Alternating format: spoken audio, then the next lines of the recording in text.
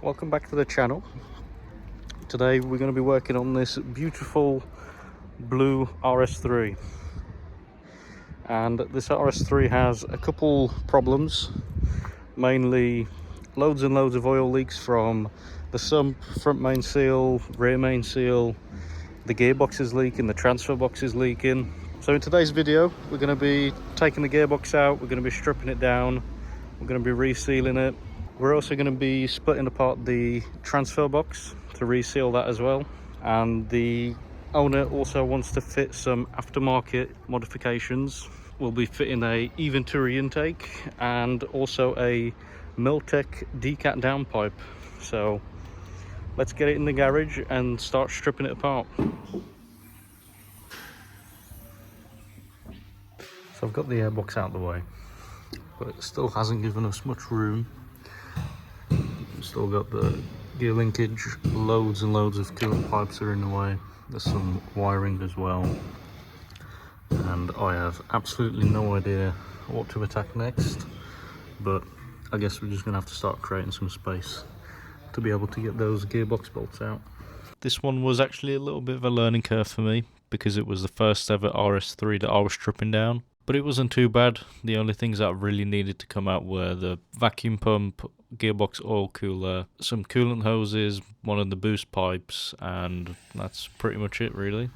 But now that I've removed all of those things, we can move on to removing the wheels, arch liners, and revealing some previous body repairs that I'm sure the owner was aware of before he bought the car, or maybe not, but he's definitely aware of them now.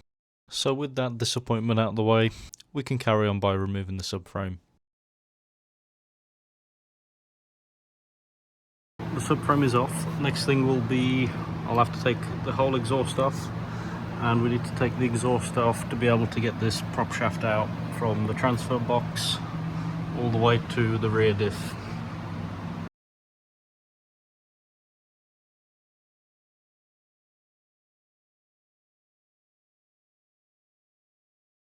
Exhaust is off. That leaves a lot of space to be able to take this prop shaft out. So we've just got two bolts,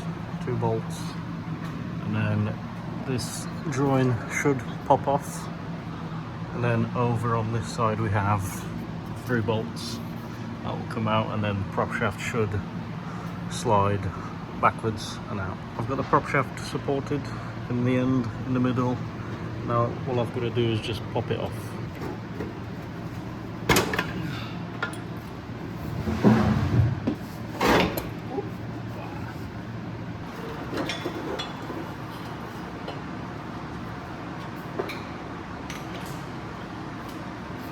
So the prop shaft is off.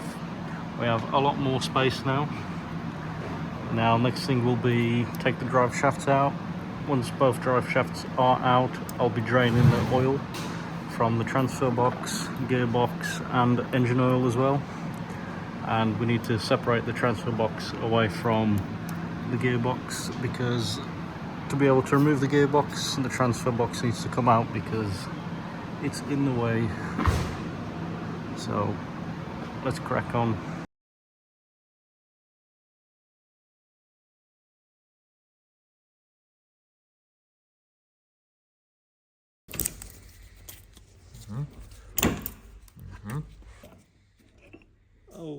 Oh, it popped out. Oh.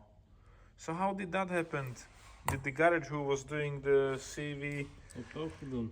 who was doing the suspension? Oh, this one's far. Oh, I knew that will happen. So yeah, unfortunately, I don't think this can happen while you're driving the car. This can only happen when you're doing work. It will pop out and you let the customer out with an inner joint not in place.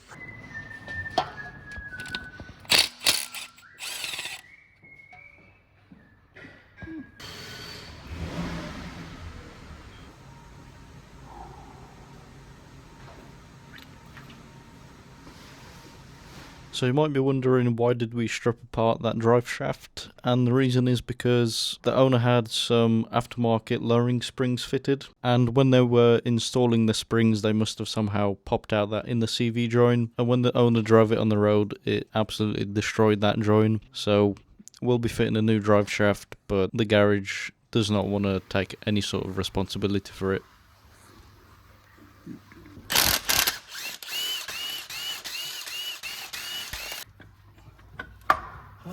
No. That's one diamond washer. Slightly missed here. So the reason why we removed the gearbox is because we thought that it was leaking from the rear main seal, which it is leaking a little bit, but nothing majorly. We're still going to take the sump off because that's going to be resealed, and I've still got to take the front crankshaft pulley off and replace the front main seal because that one is leaking, as you can see. Over here we've started stripping down the gearbox. We've taken the clutches out, and we still need to pull this casing off, and we need to separate it because whoever resealed the gearbox before us didn't do a very good job, and it was leaking all the way around. So we're going to take this casing off, clean it all off, and reapply the silicone. Yeah, boy. Bolts still holding. Yeah.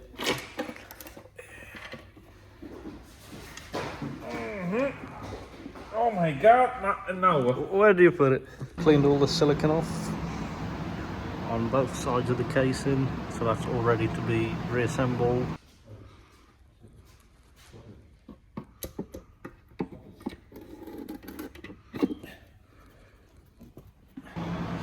So this is the next day. This is what we're left with. Doesn't look the best, doesn't look the worst, but as long as it's sealed, that's the main thing. But we'll find out when we fill it full of oil, so only time will tell. Now we're going to put all the clutches, and we have these billet aluminium oil tubes for the mechatronic. We had to buy these because from TPS you can't buy the seals for these plastic ones, so the only option was to either reuse those ones or get these ones, so that's what we'll be using.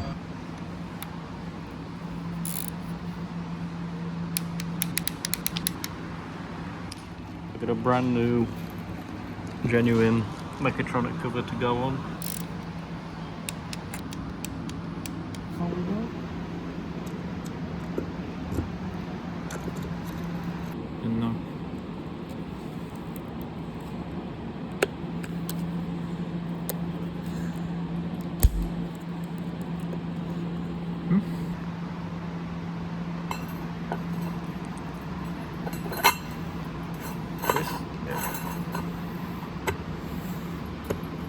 Now that we've got all the clutches in place, we managed to get this snap ring in place successfully. Now that's all left to do is put this cover on.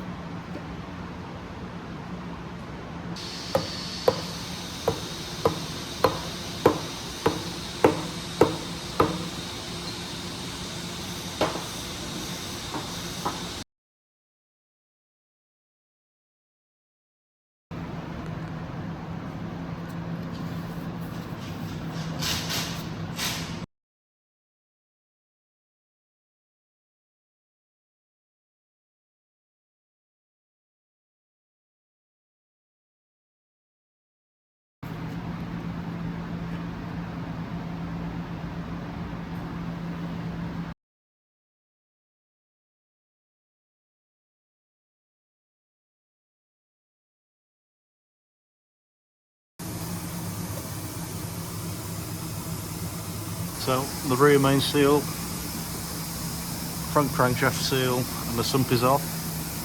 Now I can begin to clean all the silicone off from the sump and the front crankshaft seal as well. And then once that's clean, well, I also need to clean the sump.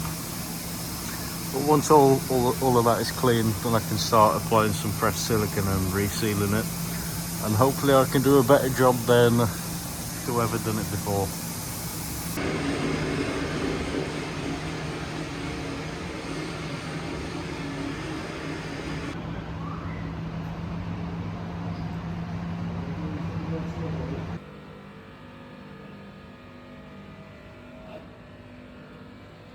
the sump is clean, all the silicone is off, it's degreased. I've cleaned all the silicone off the engine for the front main seal and the sump. The subframe is over there, nice and clean as well. And now I can start to degrease this surface, degrease this, put some fresh silicone on there and reseal it.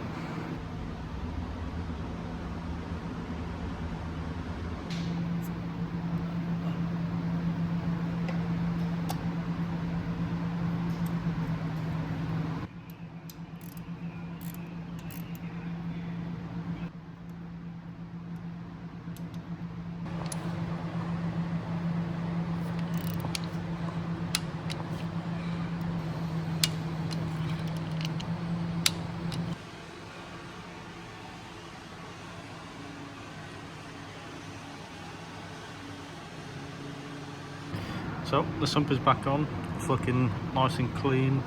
I've had the inspection camera in there just to make sure there's a nice even bead of silicone all the way around, so that's good. The only thing I need to put back on is the rear main seal, and then we can start putting the flywheel back on and everything.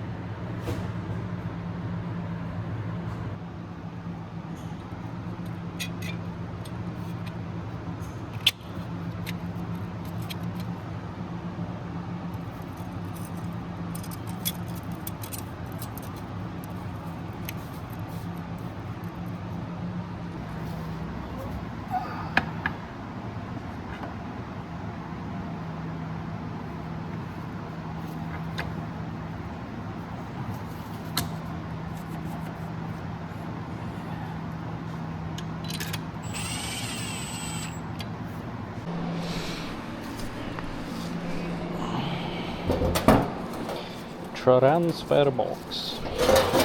How do we take one apart?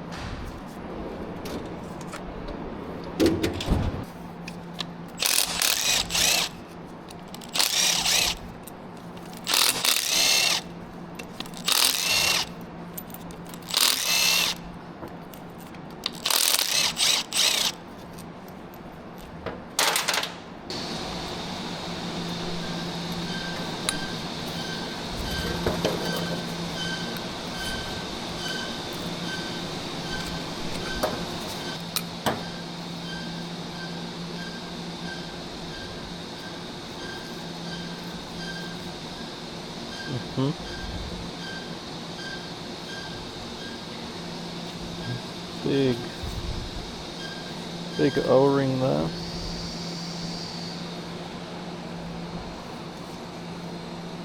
Okay.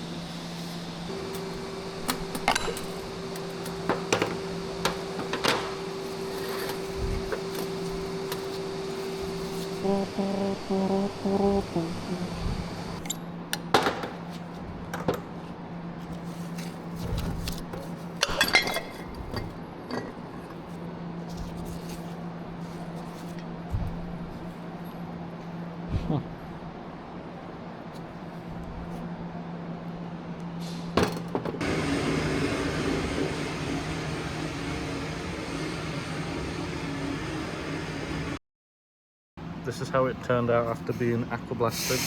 Really nice and clean. And for comparison, this is the other side of the housing, which I can't really put in the aqua blaster because there's bearings and gears and everything, and I don't want to strip this down, so I've done my best to clean the silicon surface off as much as possible, but I can't put it in the aqua blaster machine, so it is what it is. I can start reassembling the whole transfer box. So we got these two seals, that's for here and here, and we have 3 different axle shaft seals as well, and we got some silicon as well. So the first seal goes down in there, and probably just use this socket to tap it down into place. Hopefully that will be okay. So I've got this seal in place. It looks like it's seated all the way, so that's good. I've got both sides of the casing nice and clean and degreased, both sides. And now I just need to put one of these seals over there. And then I'll be putting some silicone, just a little thin layer there. I've got this raised up so that when I put this on, I can just drop it down. That's the plan anyway, but we'll see how it goes.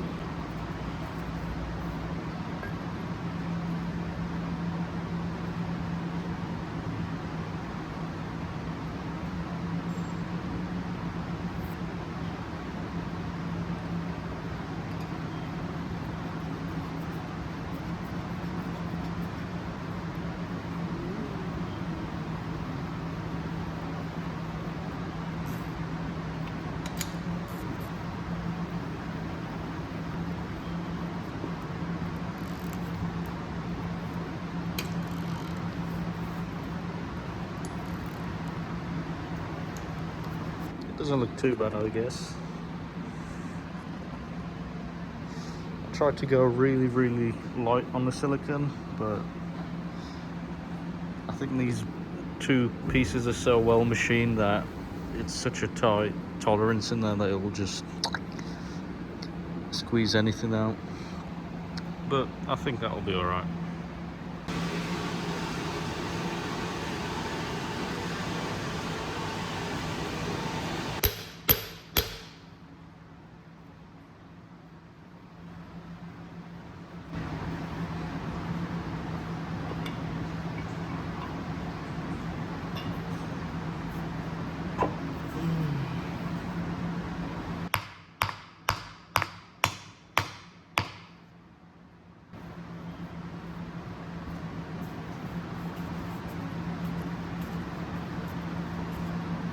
Spins. That's good.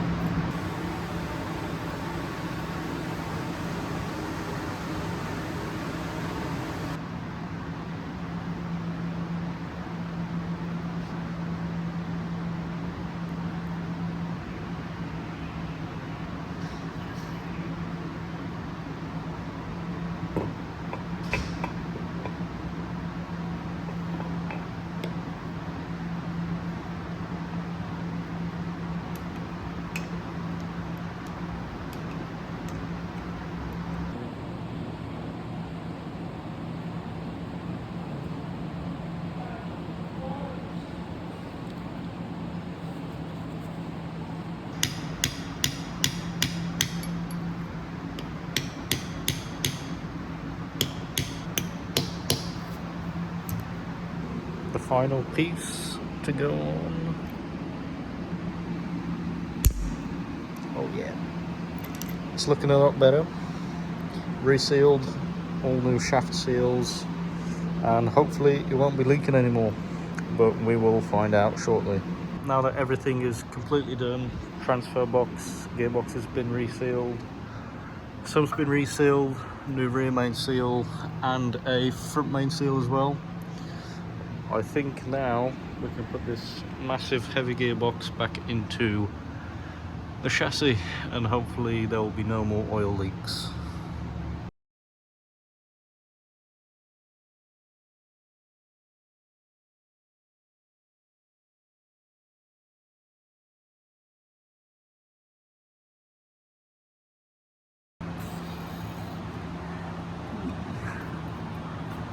Gearbox is securely in. Now we can move on to trying to remember where everything goes. So all the gearbox bolts are in, they're tight, so that's good. Now I believe we can put the vacuum pump back on. We have a new seal from TPS. That goes all the way down there.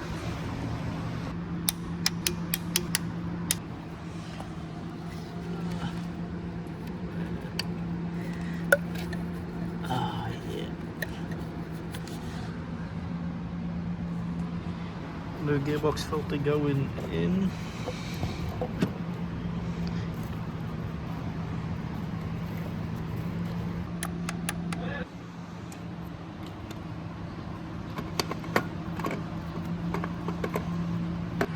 So now that everything at the top is pretty much done, I think we can move on to putting the heat shield on. That is absolutely massive. And then we'll start off by putting this wonderful Milltek decat downpipe on. Now that this very expensive piece of scrap metal is in place, I can move on to putting the transfer box back in.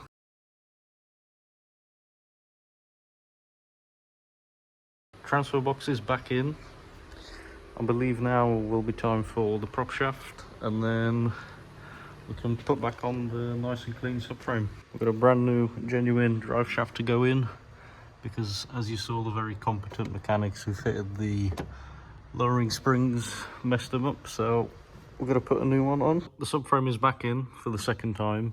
I had to take it back off again because I forgot to put this shield on and the shield for the prop shaft as well, but that's fine. That's back in place now. The subframe is back on.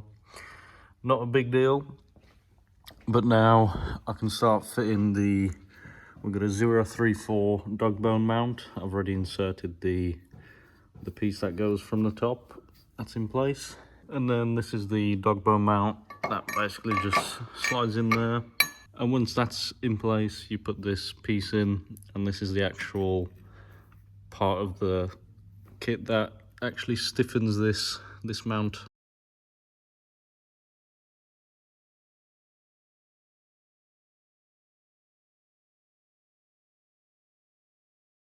I do have to say, this Milltek exhaust lines up so well. It's yeah, perfect. Exactly what you want. Yeah, that's good, that is.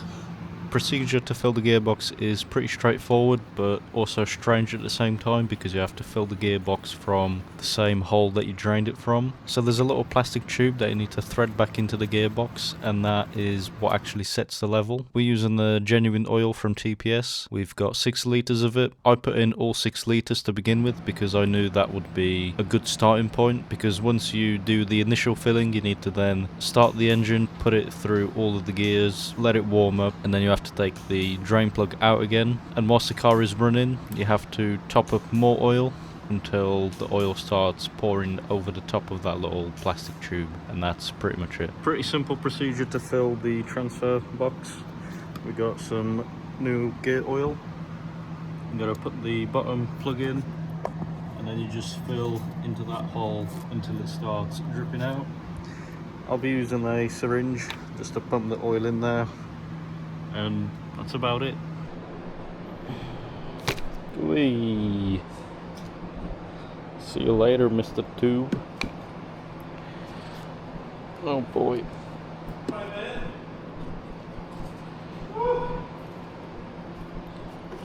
Let's try.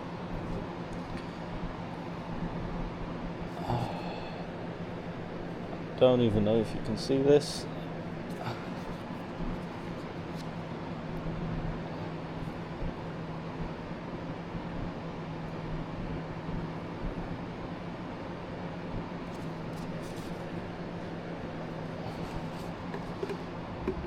That's pretty much the process.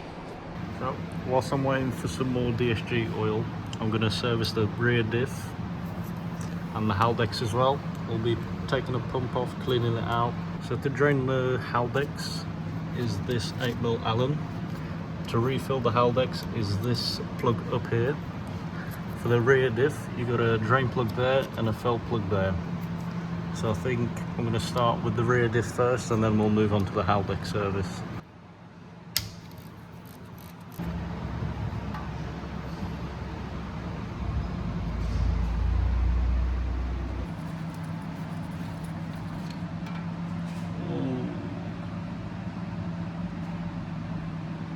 So whilst that's draining, I'll definitely say that's never been changed before because there's loads of clumps coming out. I'm going to take the pump off, and I suspect that the filter on the pump will definitely be covered in the same sludge that's coming out of there. So we've got two 10 mils, one there, and we have a wiring connector that goes from the pump to this Haldex control module, and then it's also clipped. I don't know if you can see, yeah, the wiring is clipped, so we've got it unclip, and then the pump will just slide off. It's on two O-rings, and then we can clean it off.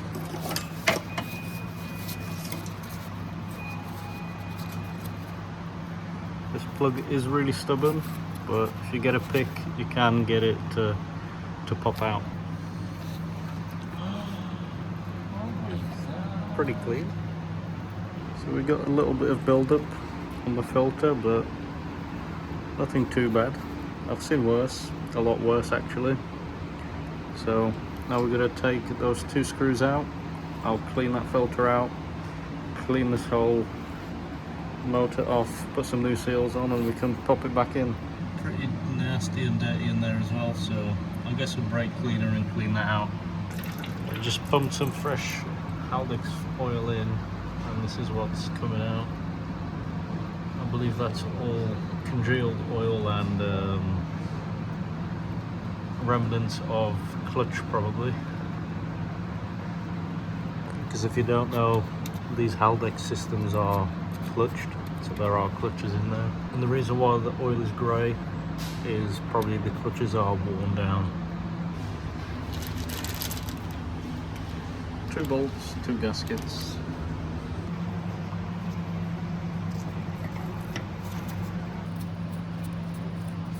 Same procedure with filling, but a different oil this time. This is a high performance gear oil. So I'm just going to keep filling into this plug until it starts dripping out, and that's about it. So that's it. The rear diff is serviced, Haldex is serviced, and whilst I was doing that, TPS delivered 2 more litres of gearbox oil. So now I can start the car, get it up to temperature and set the level. So the Eventuri intake is all on. I'll be making a separate video on the full install, because I was trying to find a video on YouTube with a 4-inch intake and the elbow as well, but most people don't get this elbow, and I thought, you know what, I'll make a video on how to fit this. So if you want to watch that video as well, I'll link it somewhere in the description. But now that it is on, I'm gonna put some fresh engine oil in. I'll be using 5W40. I still need to top up the coolant, and then we can start the car for the first time.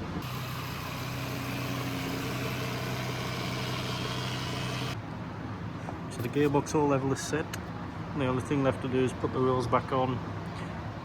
I'm gonna leave the under tray off for now, and then after I come back from the test drive, we're gonna make sure there's no leaks, which I don't think there will be, because I've had it running on the ramp for quite a while and it all looks to be dry, so that's good.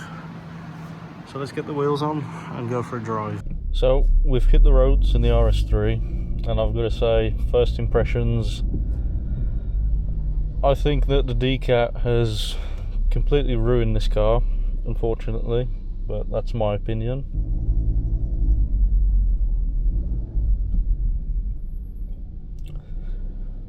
I'm not sure if the camera picks up how tinny the exhaust is, but it doesn't sound the best. It's a bit of a shame, because I was expecting to have a lot more intake noise, because personally I prefer more intake noise over exhaust sound. But the exhaust being so loud, you can't really hear too much of the intake, which is a shame. But oh well.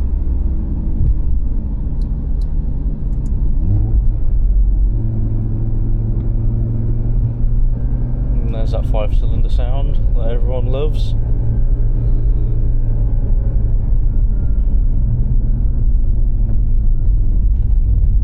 Oh, the roads in Dudley are horrible.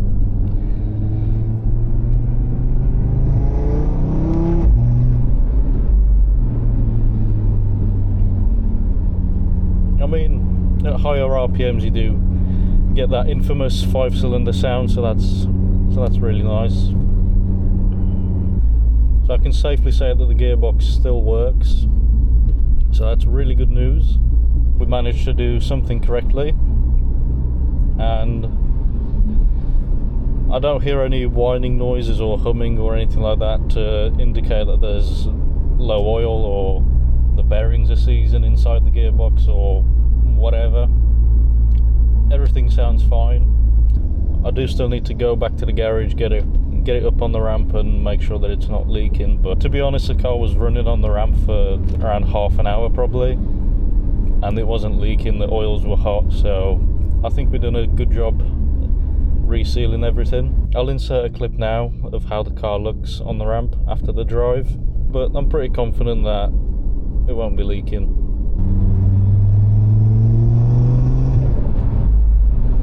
One other thing to mention is, in the time that I was filming this video, so like mid-January, my channel hit 1,000 subscribers, so thank you very much, I appreciate it.